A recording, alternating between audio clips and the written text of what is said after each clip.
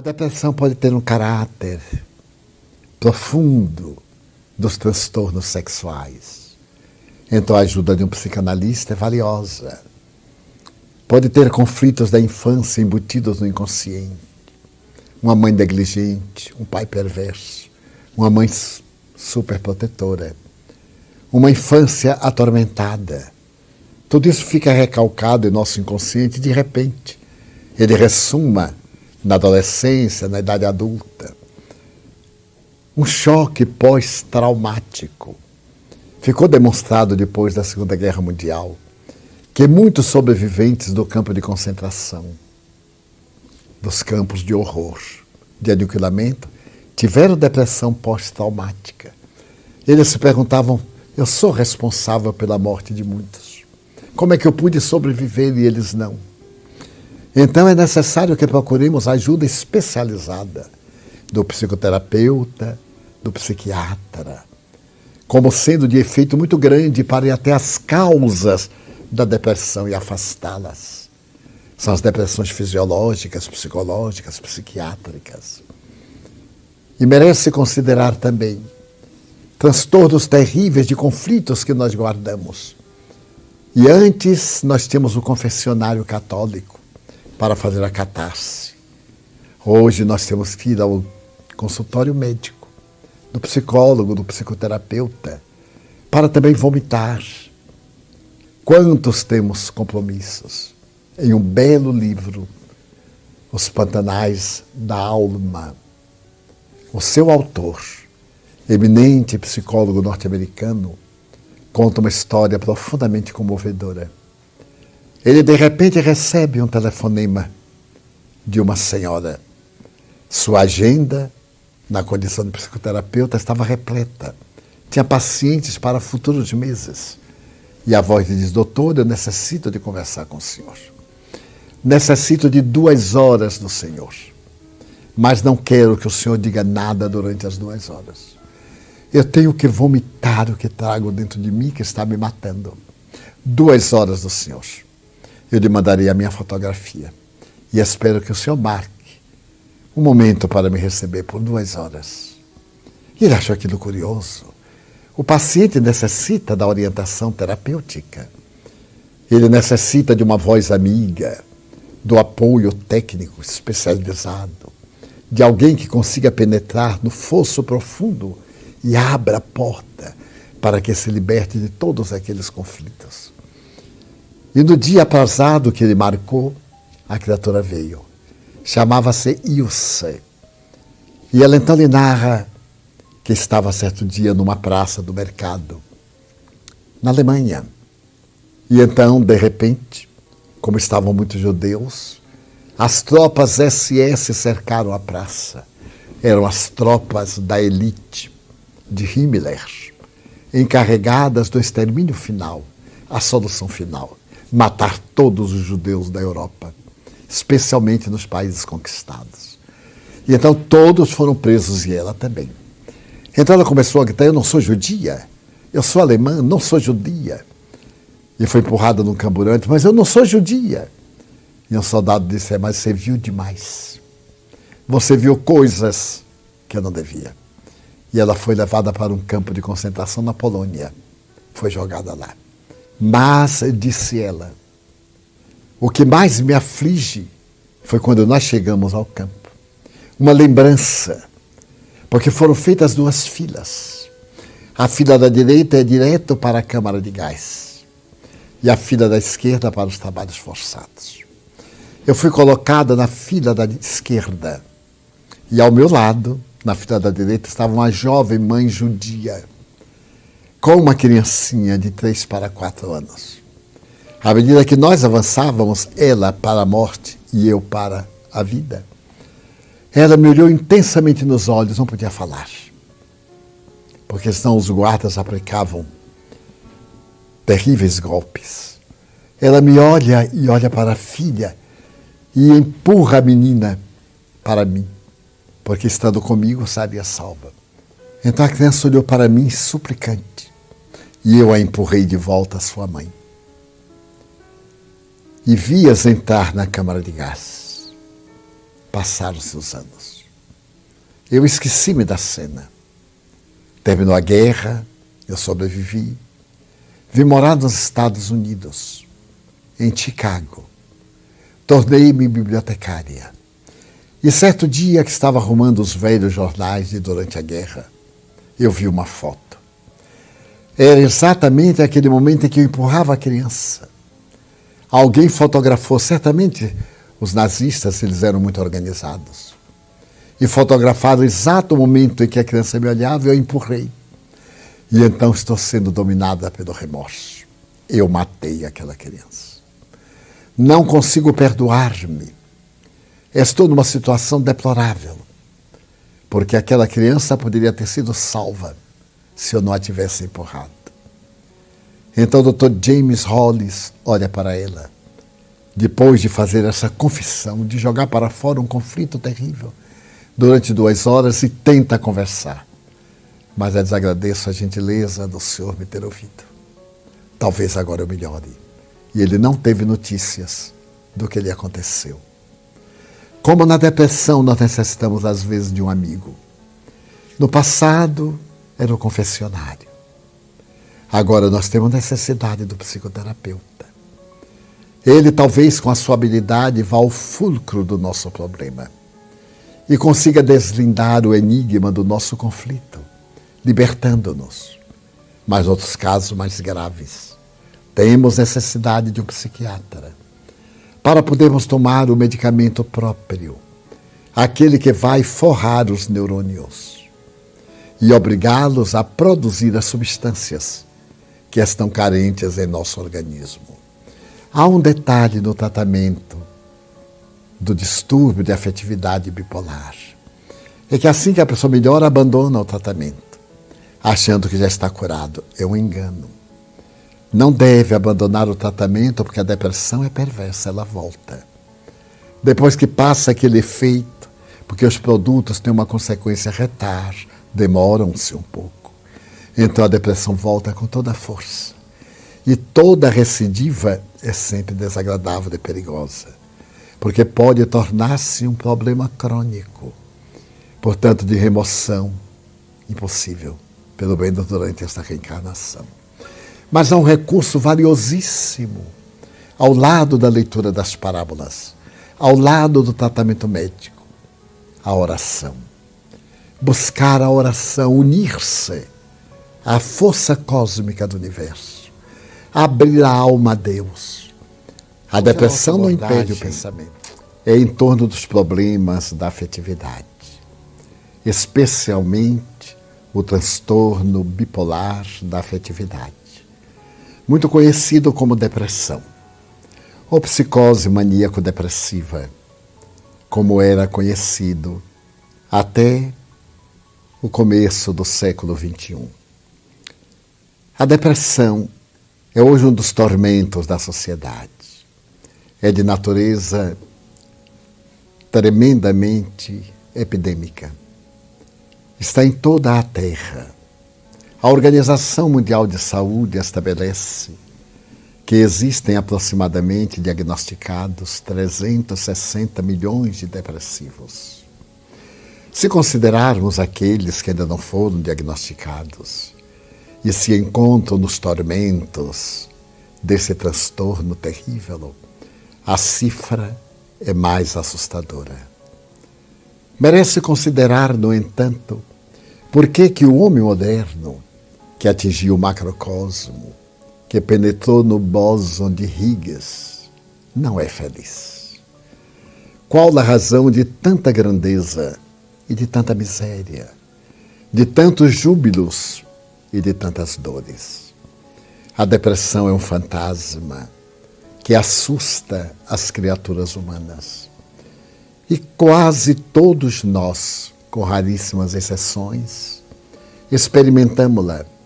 Em determinados momentos da nossa vida, passamos por períodos depressivos, alguns muito fortes, outros nem tanto, alguns superficiais.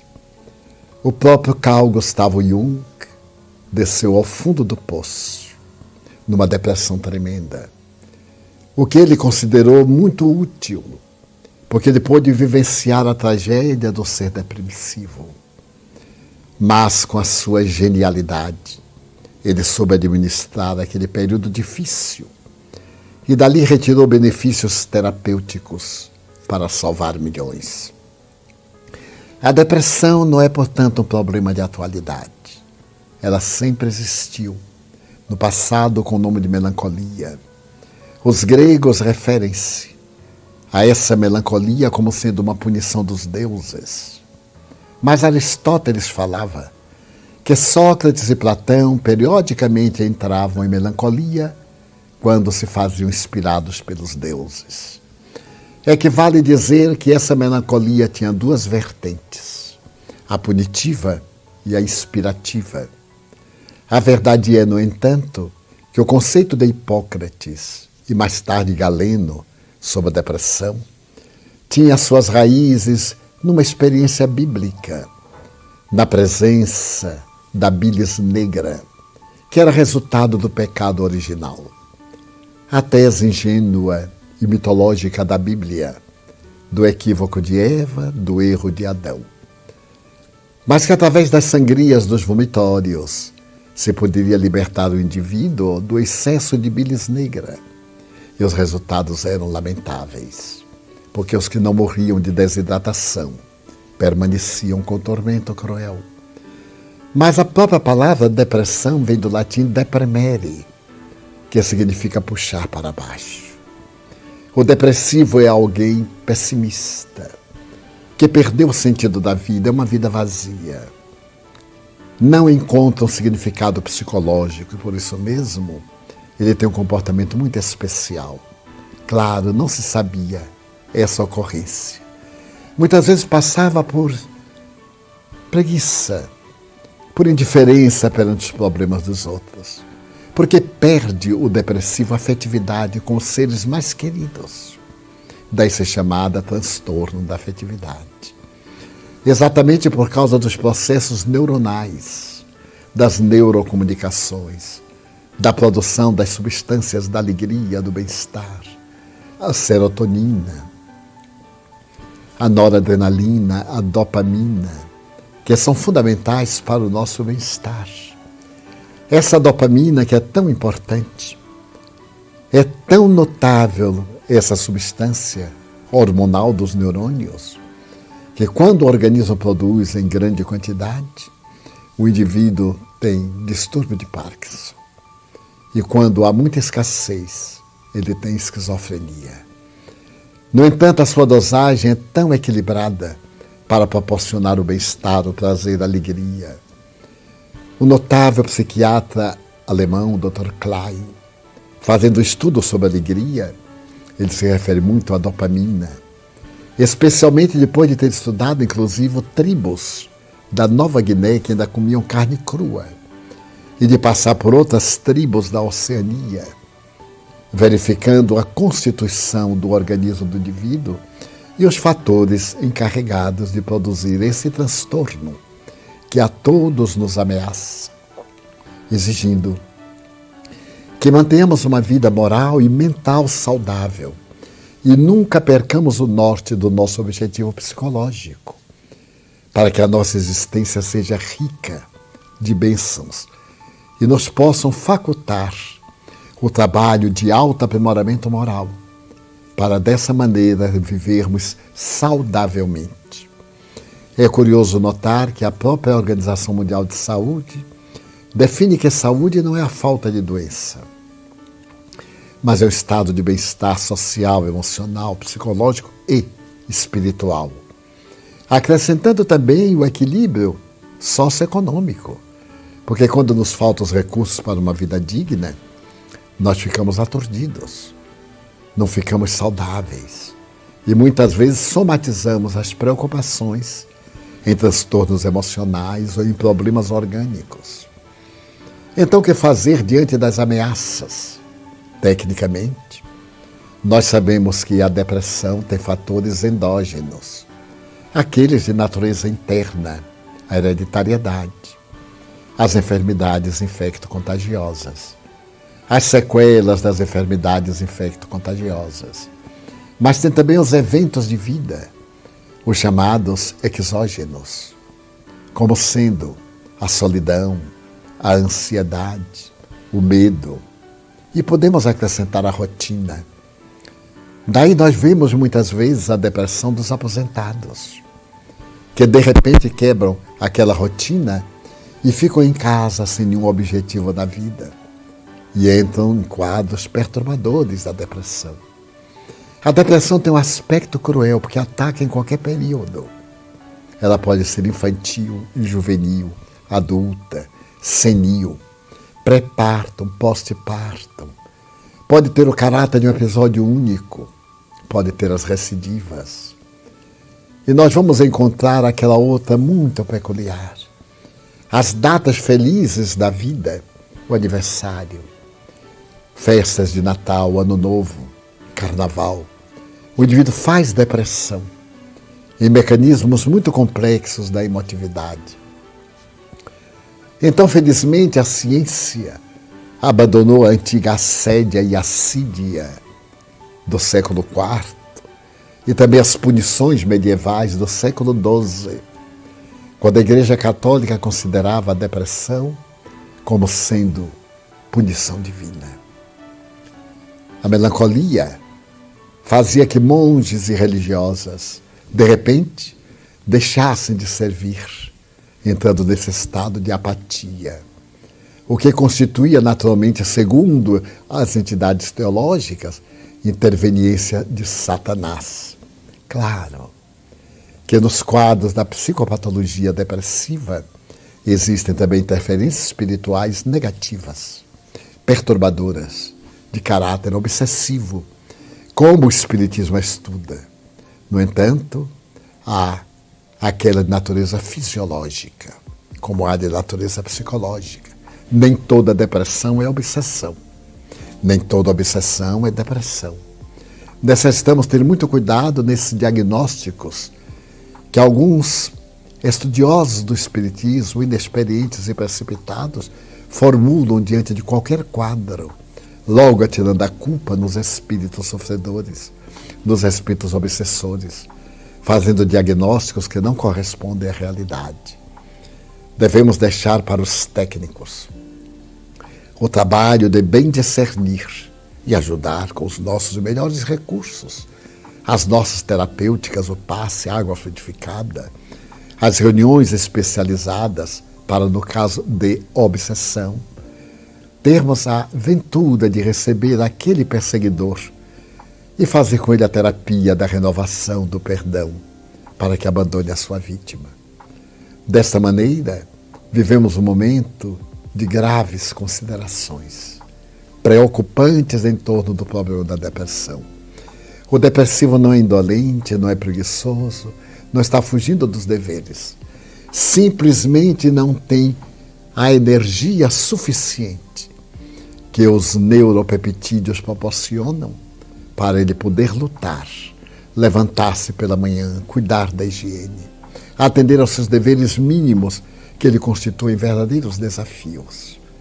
Dessa forma, a depressão merece reflexões muito profundas e nós, os espíritas, deveremos estudá-la com muito carinho para não estarmos a dar opiniões perturbadoras que muitas vezes complicam o caso dos pacientes, com notícias de obsessões que mais agravam a sua situação. O Espiritismo, sem dúvida, dispõe de instrumentos notáveis para ajudar as criaturas com seus problemas, especialmente nos transtornos da afetividade. Propõe, por exemplo, a reflexão no Evangelho de Jesus, que é um tratado de psicoterapia otimista. Porque quando lemos as parábolas, como recomendam modernos psicoterapeutas, nós descobrimos que na parábola de Jesus há um roteiro para a reflexão. E se conseguirmos desviar a nossa mente daquele transtorno momentâneo fixado, da ausência de forças, da perda de sentido existencial, nós mudamos de paisagem e logo os neurônios começam a reagir favoravelmente.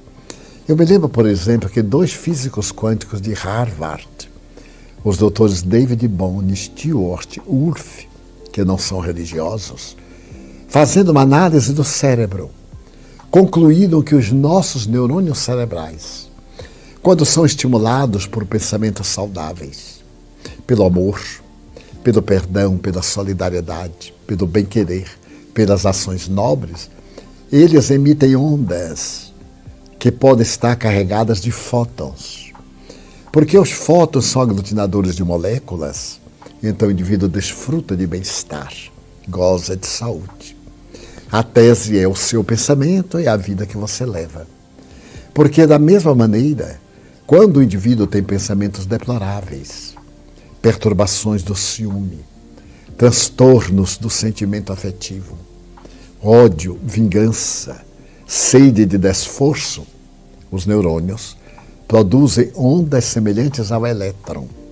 E como o elétron é desagregador de partículas, naturalmente advém transtorno na produção das neurocomunicações, distúrbios cerebrais, emocionais e somatizações orgânicas. Então o Evangelho produz que fótons, ondas favoráveis ao bem-estar, pela alegria que proporcionam. O notável psiquiatra americano Milton Erickson, que era um depressivo crônico e que em Phoenix, no Arizona, ele trabalhava com pós-graduandos na sua casa, nos estados mais difíceis da sua depressão. Era muito otimista neste sentido.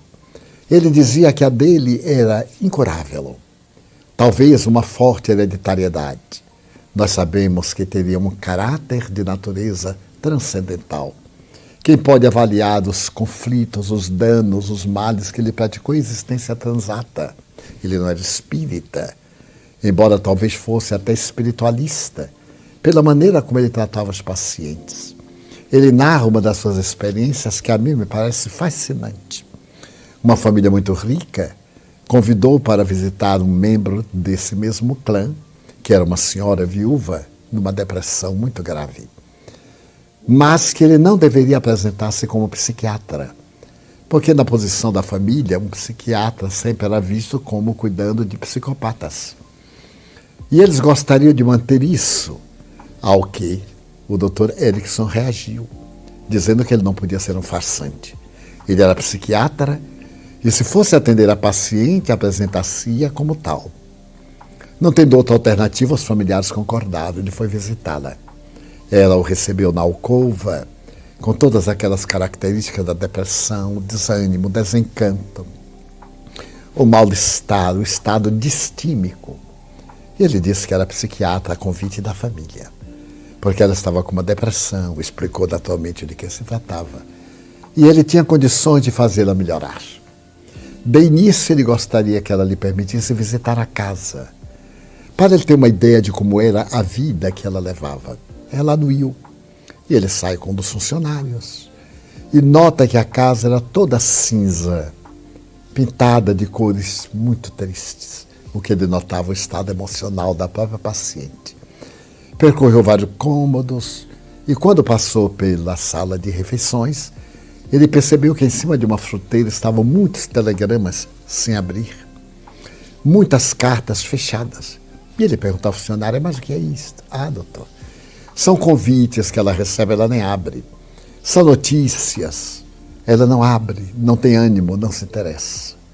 Ele foi adiante e depois da cozinha havia um pequeno jardim de inverno e ali violetas dos Alpes. Ela era colecionadora de violetas dos Alpes.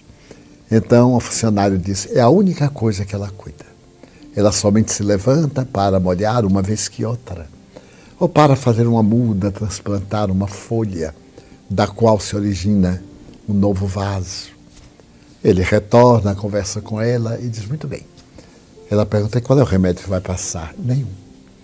A senhora não precisa de medicamento nenhum. Foi um grande prazer conhecê-la. Espero que a senhora se recupere. Ela ficou sem entender. E ele disse aos familiares: eu vou voltar lá para ter uma outra conversa.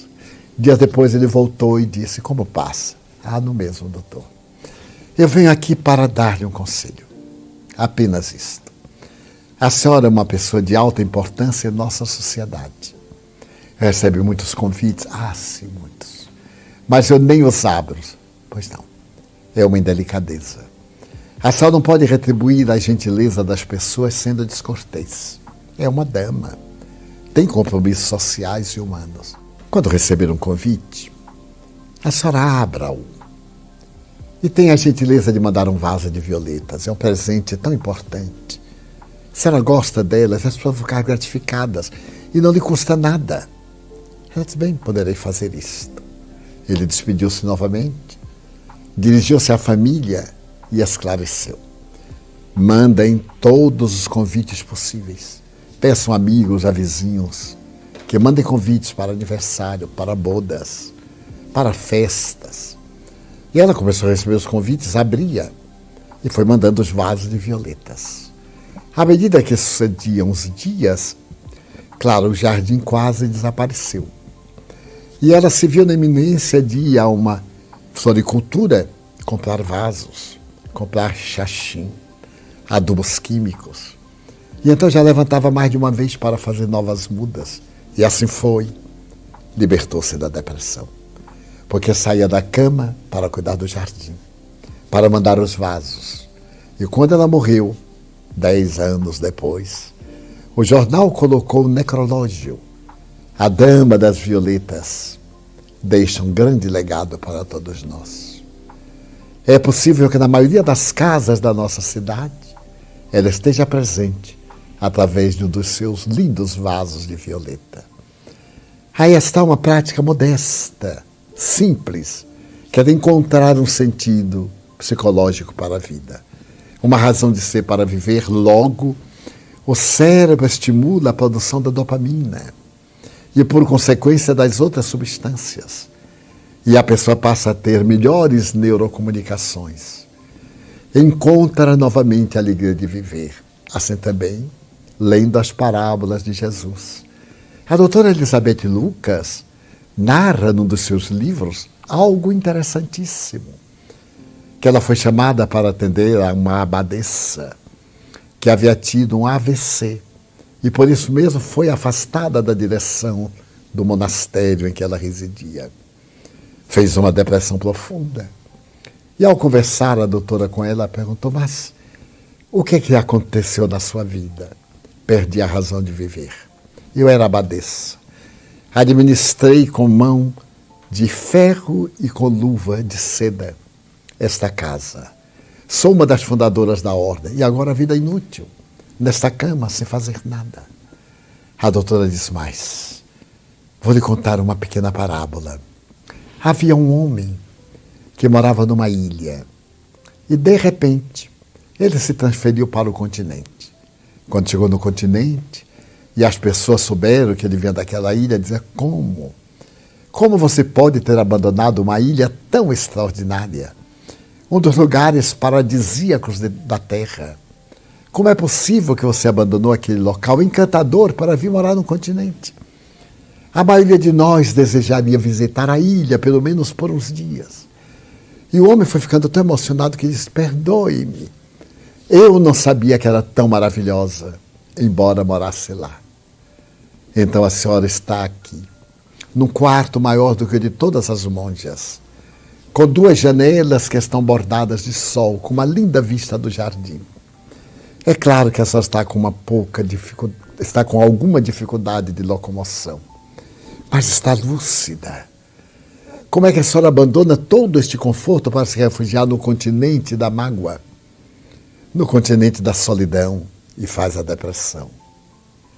E a religiosa pergunta, mas o que é que eu posso fazer?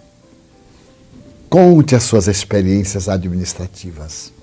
Escreva a história do monastério. Guarde uma página para a história da humanidade futura. Seja útil para o amanhã, já que as suas horas não servem mais para a senhora. Dedique-as à edificação de uma história que possa preservar o futuro de uma instituição tão nobre como este convento. Ela se reanimou, porque ela amava muito a sua tarefa. E a partir dali ela foi escrever a história do monastério. Foi muito bem recebido o livro. Mais tarde escreveu outro livro de reflexões. Então nós poderíamos vencer a depressão com alguns estímulos. As parábolas de Jesus, voltando sempre ao tema. Vários tratadores, como psicoterapeutas, como Ethel Tolle, falam de que a leitura de uma parábola do filho pródigo, quem de nós não é, de certa forma, um filho pródigo, vai proporcionar o bem-estar, voltar para o lar paterno depois de passarmos por todas as vicissitudes. Temos a alegria inefável de saber que nosso Pai, que é Deus, está nos esperando e voltar com imensa alegria para sair da depressão. A depressão não impede o pensamento. Então a pessoa deve reconquistar a fé, mesmo que naquele momento, pela falta das substâncias próprias para a alegria e a coragem, a pessoa suplicar por Deus. Porque Jesus disse com propriedade: tudo o que pedirdes a meu Pai orando, Ele vos atenderá. Tudo no bom sentido da palavra. Porque se entrarmos no delírio de pedirmos coisas absurdas, é óbvio que a esses pedidos não teremos a resposta que aguardamos. Então a problemática dos distúrbios da afetividade pode reduzir-se a uma mudança de comportamento emocional, ao hábito da boa leitura, ao hábito dos bons pensamentos, à mudança das paisagens emocionais, procurando cultivar, sobretudo, a sublime experiência do serviço ao próximo. Por isso que o Espiritismo tem como luminar proposta: fora da caridade não há salvação. Porque a caridade é o amor na sua expressão mais elevada, mais sublime. E porque amamos e agimos, nós nos enriquecemos de energias que nos proporcionam o bem-estar, a saúde demorada, a alegria de viver. Em qualquer aspecto de distúrbio da afetividade, aos primeiros sinais, muito cuidado. Mas não pense que qualquer tristeza é depressão. A tristeza faz parte da nossa vida, como fenômeno de ocorrência de uma mágoa. Então viva seu momento de tristeza, viva seu momento de raiva e depois supere-o. Então, o estado saudável tomará conta de você e você poderá ser plenamente feliz. Até o próximo encontro.